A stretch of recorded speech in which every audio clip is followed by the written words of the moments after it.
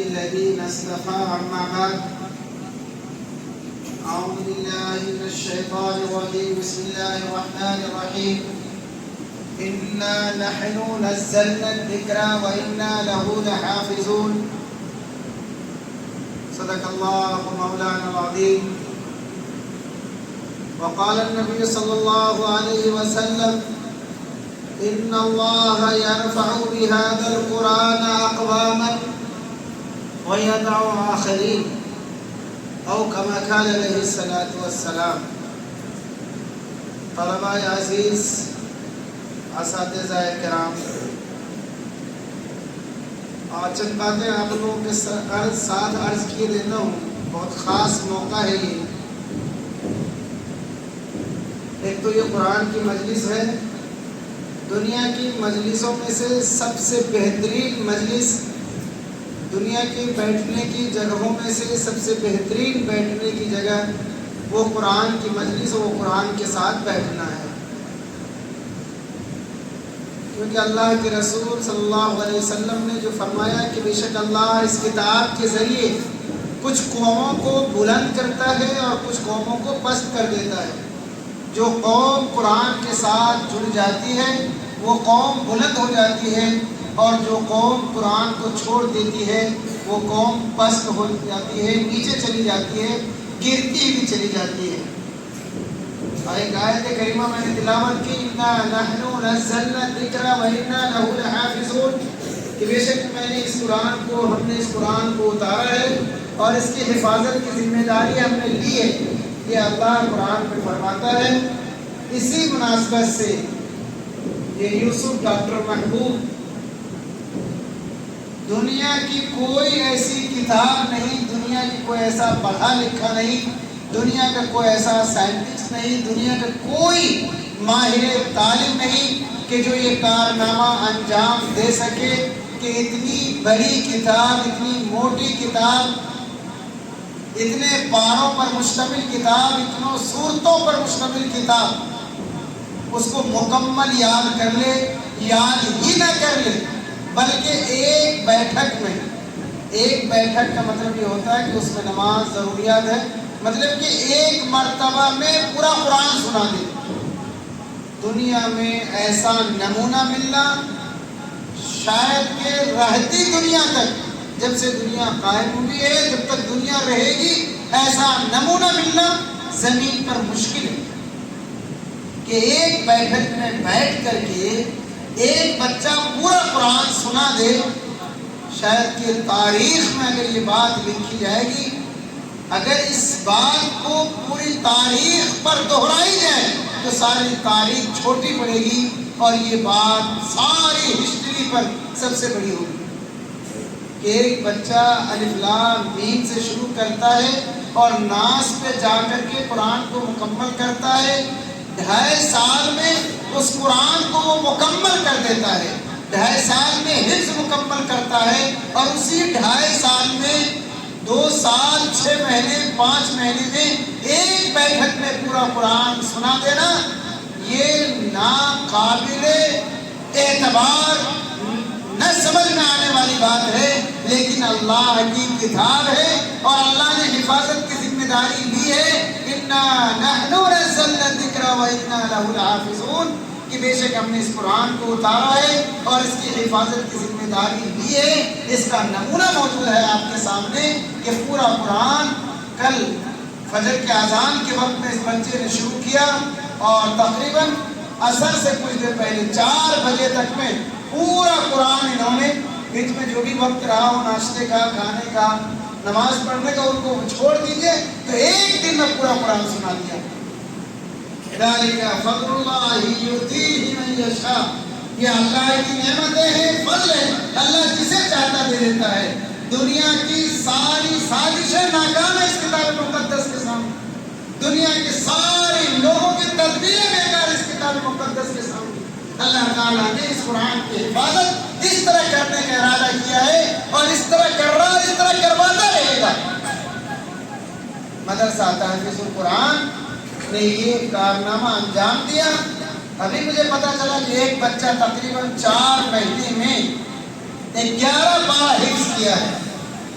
4 مہینے میں 11 پارہ، اگلے 1 سال سے 12 مہینے میں سے 13 مہینے لگا لیجئے، اس کا قرآن مکمل ہو جائے گا۔ وہ بچہ آپ کے سامنے موجود ہے، نمونہ ہے آپ کے سامنے، ان کے لیے دعا کرے کہ اللہ تعالیٰ ان کو شیطان کے مکر و فریب سے بچائے۔ شیطان چالیں چلتا ہے وہ ایسے بچوں کو، اور سارے بچوں کو حفظ قرآن کرتے ہیں، ان کے ساتھ تو شیطان طرح طرح کی تدبیریں کرتا ہے۔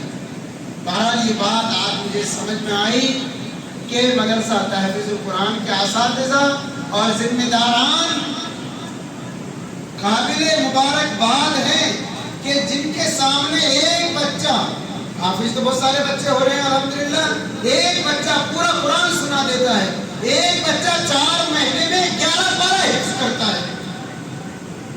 میں ابھی بیٹھا ہوا ایگزام دیکھنے کے لیے گیا ایک جگہ بچے کا، ان کی لکھائی میں نے انگلش کی دیکھی، انگریزی لکھ رہا تھا، وہ اتنے خوبصورت لکھ رہا تھا۔ میں نے پوچھا کس جماعت میں، کس کلاس میں ہو؟ کہنے لگا 5th میں، 5ویں جماعت میں ہے۔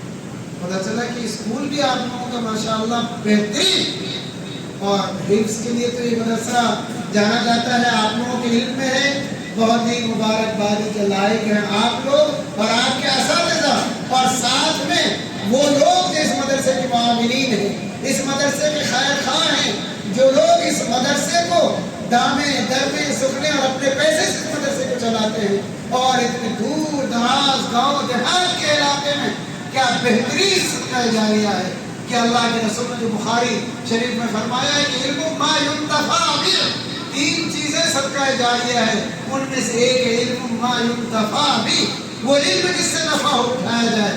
قرآن مقدس سے، اس کتاب مقدس سے زیادہ بابرکت کون سی تعلیم ہو سکتی ہے؟ دنیا کی ساری تعلیم جہاں ضروری ہے، وہی اس کتاب مقدس کی حفاظت ضروری ہے۔ پورے آپ ہندوستان پہ آپ غور کریں، مدرسے میں جانے والے بچوں کی تعداد بہت کم ہے۔ یہ تو لوگوں کی آنکھوں میں، دنیا والوں کی آنکھوں میں یہ چیز کھٹکتی ہے، ورنہ اگر آپ سروے کریں تو مدرسے میں جانے والے بچوں کے پرسنٹیج جو ہے صرف 2% ہے۔ 98% بچے مدرسے میں نہیں جا رہے ہیں۔ فرق یہ ہے کہ لوگوں کی نگاہیں اس پہ نہیں پڑتی، ان بچوں پہ نہیں پڑتی جو سڑکوں پہ بیکار ہو رہے ہیں، پیسے نہ ہونے کی وجہ سے، غریب ہونے کی وجہ سے، ان کی تعلیم کہیں کی بھی نہیں ہے۔ ان بچوں پہ دنیا والوں کی نگاہ نہیں پڑتی ہے، بلکہ مسلمانوں کی بھی نگاہ نہیں پڑتی ہے۔ لیکن مدرسہ تحفیظ القرآن کو یہ شرف حاصل ہے، مدرسہ تحفیظ القرآن قابل مبارکبادی کے لائق ہے کہ یہاں بہترین حفظ کے ساتھ میں بہترین اسکولی نظام ہے۔ ہمارے یہاں سے بچے 3rd پڑھ کر کے جاتے ہیں، 2nd پڑھ کے جاتے ہیں، اور جا کر کے 8 میں اور 9 میں ایڈمیشن لیتے ہیں۔ یہ آس پاس میں اسکول ہے، کئی بچوں کے بارے میں معلوم ہوا کہ یہاں سے 4th پڑھ کر کے گئے ہیں اور وہاں 7 میں پڑھ رہے ہیں۔ ایک بچے سے بھی کل ملاقات ہوئی تو پتا چلا کہ وہ یہاں سے 4th پڑھ کر کے گئے تھے اور 9th میں ایڈمیشن لیا برابر والے اسکول میں۔ یہ تو بہترین نمونہ ہے، یہ اساتذہ کی محنت ہے، ٹیچرز کی محنت ہے، اور یہ آپ لوگوں کو اللہ تعالیٰ نے بہترین جگہ میں چن لیا ہے۔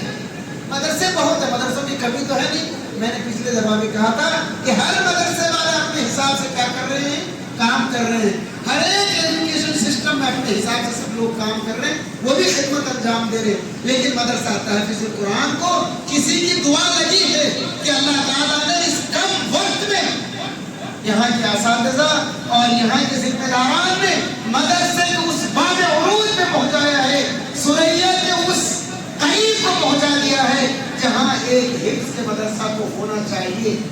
فرق یہ ہے کہ آپ لوگ اس نعمت کی قدر نہیں کر رہے ہیں، آپ لوگ اس نعمت کو سمجھ نہیں پا رہے ہیں۔ آپ دنیا میں جائیں ٹھوکریں کھائیں گے، لیکن قرآن کی اگر آپ کی نسبت ہے تو آپ کو عزت ملنی ہی ملنی ہے۔ پھر یہ کہ آپ تو بہت تھوڑے تعداد میں ہیں، دعا کریں کہ اس سے بڑے تعداد میں بچے یہاں آئیں، ان کے لیے انتظام ہو۔ ہم کر نہیں پا رہے ہیں، ورنہ تو لوگ بہت سارے انتظار میں لائن لگے ہوئے۔ اللہ نے آپ لوگوں کے ساتھ میں احسان کیا کہ اتنے بہترین جگہ میں اللہ نے آپ کو منتخب کر دیا، جہاں طلباء میں، اساتذہ میں، ذمہ داروں میں فرق نہیں ہوتا ہے کہ جو اساتذہ کھانا کھائیں گے وہی بچے کھانا کھائیں گے۔ جب تک ذمہ داران کھانا کو نہیں دیکھ لیں گے تب تک بچے کھانا یہ ساری چیزیں یہ مدرسہ تحفیظ القرآن کو حاصل ہے. بلکہ ایک بڑے مدرسہ چلانے والے میرے سے ملاقات بھی کہنے لگے مولانا تعلیم کے میدان میں تحفیظ نے جو کیا ہو اس کے تو کوئی جواب نہیں ہے. ایک دوسری بات ہم آپ کے ساتھ شیئر کرنا چاہتے ہیں. سارے مدرسے والوں نے علاقے میں دسترخوان بچھانا شروع کر دیا تحفیظ کو دیکھ کر کے. یہ بہت بڑی بات ہوتی ہے. کہنے لگے تحفیظ کی صفائی، تحفیظ میں بچوں کو کھانا کھلانا، یہ ایسی ترتیب آپ نے بنائی ہے کہ صفائی کے تو پورے علاقے میں آپ چلے جائیے جو نظام آپ کی ہے کسی کی. یہ بھی ایک کام ہے کہ ہمیں دیکھ کر کے کوئی چلنا سیکھ جائے، ہمیں دیکھ کر کے کوئی کھانا سیکھ جائے. ہونا تو چاہیے کہ اللہ کے رسول کی سنت کے مطابق ہر ایک جگہ انتظام ہونے چاہیے. میرے ایک دوست مدرسہ چلاتے ہیں، نام نہیں لوں گا، میں ان سے بات چیت کی، کہنے لگے میرے یہاں پہلے ہم زمین پر بچوں کو بیٹھ کر کے کھانا کھلاتے ہیں، کوئی دسترخوان کا انتظام نہیں تھا. فیس بک پہ آپ کے یہاں بچوں کو ترتیب دیکھ کر کے، تقریباً میں دارالعلوم دیوبند میں پڑھتا تھا جب ان کے والد صاحب اس مدرسے کے ناظم تھے، اب بیٹا ناظم ہے. کہنے لگے کہ سمجھ جائیے تقریباً 40 سے 45 سال کا وقفہ گزر گیا، کبھی بچوں کو دسترخوان پر بیٹھانے کا تصور نہیں ہوا، کبھی بچوں کو قالین میں سلانے کا ہم نے سوچا ہی نہیں. صرف فیس بک پہ آپ کے مدرسے کو دیکھ کر کے بہت حد تک ہم نے اپنا نظام درست کر لیا ہے. ایک آیت پر تو وہ یہاں آئے بھی، یہ اللہ کا احسان ہے اور یہ کوئی بڑی بات نہیں ہے.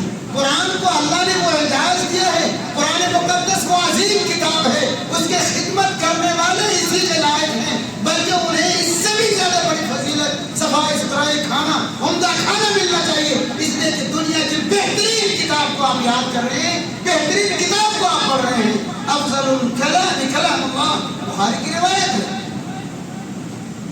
بہترین کلام وہ اللہ کی کلام ہے. جبرائیل امین قرآن لے کر کے آتے، جناب محمد رسول اللہ یاد کرتے اور صحابہ کو یاد کرا دیتے. آپ کو وہ نسبت حاصل ہے کہ جبرائیل نے قرآن دیا محمد کو، محمد نے قرآن دیا صحابہ کو، صحابہ سے منتقل ہو کر کے قرآن آپ لوگوں تک پہنچا. آپ تو اس گروپ میں ہیں جناب محمد رسول اللہ نے جن کو قرآن سکھایا، آپ اس میں سے جن کو قرآن سکھایا گیا. دنیا والے کیا جانے اس کی فضیلت. مٹھائی منہ میں لینے کے بعد اس کی مٹھاس محسوس کرتا ہے انسان. اس کتاب مقدس سے جڑنے کے بعد پتہ چلتا ہے کہ اس کتاب میں کتنی مٹھاس ہے، اس کتاب میں کتنی برکت ہے.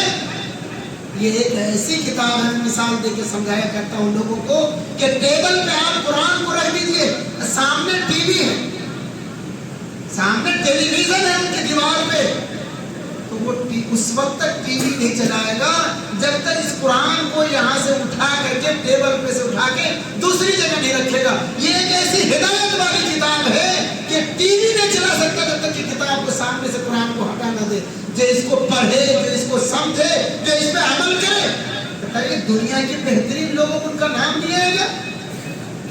لوگ سمجھ نہیں پا رہے.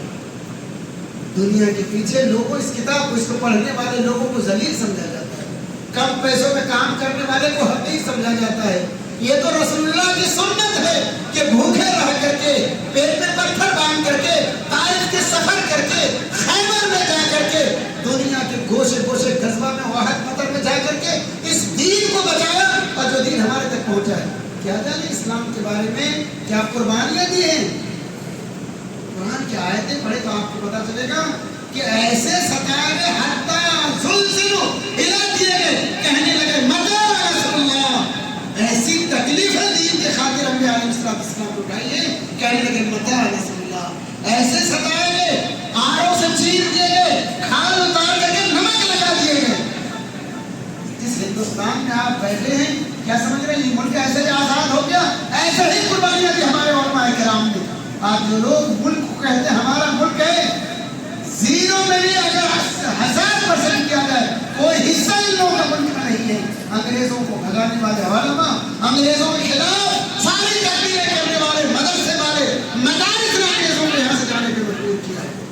فرق یہ کہ ہماری ہسٹری مسلمان نہیں جانتے. ہماری ہسٹری خیروں کو تو جاننے کی کیا جانے، ہمارے مسلمان بھی ہماری تاریخ نہیں جانتے، رسول اللہ کی سنت نہیں جانتے. تو مبارکبادی کے لائق ہے وہ بچہ محبوب جس نے ایک بیٹھک میں پورا قرآن سنایا. آپ لوگ بھی آج سے کوشش کریں، گر ہو آج میں مسلمان تو کٹ جاتی ہے زنجیریں. گر ہو عزم مسمم تو کٹ جاتی ہے زنجیریں. آپ بھی اسی طرح کی کوشش کریں, محنت کریں, شیطان کے مکر و فریب میں نہیں. سب سے زیادہ کامیاب انسان وہ ہے دنیا میں جو وقت کی قدر کرتا ہے, جو اس وقت کی قدر کرے گا دنیا بعد میں اس کی قدر کرے گی. جو اب وقت کی قدر نہیں کرے گا دنیا میں اس کی کوئی قدر نہیں ہوگی. یہ دنیا کے دستور ہے. جو گھڑی اب 6 بجا رہی ہے وہی گھڑی 1 گھنٹے کے بعد 7 بجاتی ہوگی. اگر 6 اور 7 کی آپ نے قدر نہیں کی تو 8ویں میں آپ جا کے امید نہ کریں کہ آپ کی قدر کی جائے. آپ لوگ وقت کی قدر کریں. مدرسے کا جو وقت ہے, چھٹی کا, آنے کا, جانے کا, رہنے کا, سونا بھی چاہیے, کھانا بھی چاہیے, گھومنا بھی چاہیے, لیکن وقت کی قدر کریں. اور اللہ نے اتنی بہترین جگہ میں آپ لوگوں کو چنا ہے اور بہترین کام کے لیے چنا ہے.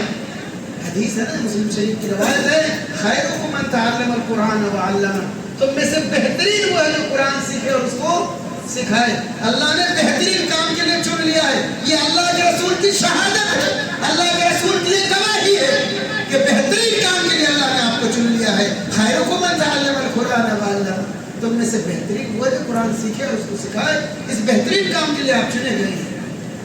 اس کی قدر کریں, اس کی عزت کریں. اساتذہ آپ پر برابر محنت کر رہے ہیں, ذمہ داران آپ پہ نگاہ رکھے ہوئے ہیں. یہاں جگہ نہیں ہے, شکر ادا کریں کہ آپ لوگوں کو جگہ مل گئی ہے, ورنہ آفس میں جا کے دیکھیں لوگ روزانہ چکر کاٹ رہے ہیں. 50 بچے ایڈمیشن کے لیے اب خواہش مند ہے کہ اب ہمارا داخلہ یہاں ہو جائے. جگہ نہیں ہے. آپ کو جگہ ملی تو آپ کو قدر نہیں ہے. تو آج کی یہ مجلس, آج کی چند باتیں ہیں, یہ عزیزم محبوب کے لیے ہے, جنہوں نے ایک یوسف کے لیے ہے, جنہوں نے ایک مجلس میں پورا قرآن سنایا. اور آپ لوگ بھی انشاءاللہ ہم لوگ بھی ایسا کریں گے انشاءاللہ.